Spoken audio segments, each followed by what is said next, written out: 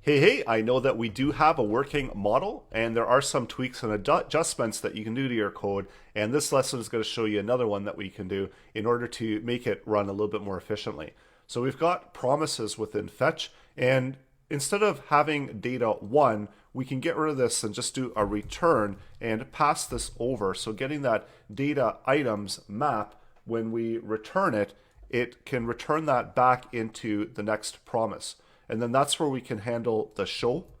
So bringing that all in, and we've got the return of the items map, and then that is returning from the map. So I know we've got two returns there.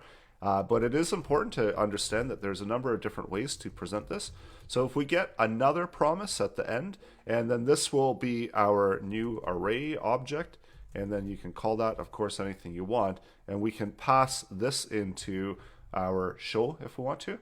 So here, once this has completed, then this promise will go and we can pass in the array data.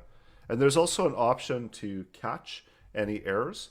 So this is also a good idea to include with any fetch, just in case you are throwing errors and you want to see what the error is so it doesn't catch you off guard. You can use a catch and console log out the error. So this will only show if there's any major errors and to the connection. So otherwise it's not going to show. So now we can try that once again, and it should do the same thing. Nothing's changed. It's the exact same thing, except that we're catching errors and we just restructured the fetch. So this is another option.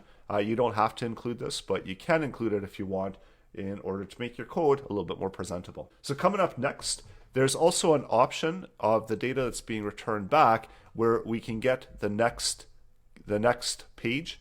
So you see in this large object, we've got a next page token, and then this is how we can get to the next page. So if we do this next page token and add that in, so if we copy that and we put into the URL, I know this is fairly long, so at the end here, and we do an and page token, and then equal that to whatever the page token value was, you're going to see that it's going to move to the next page.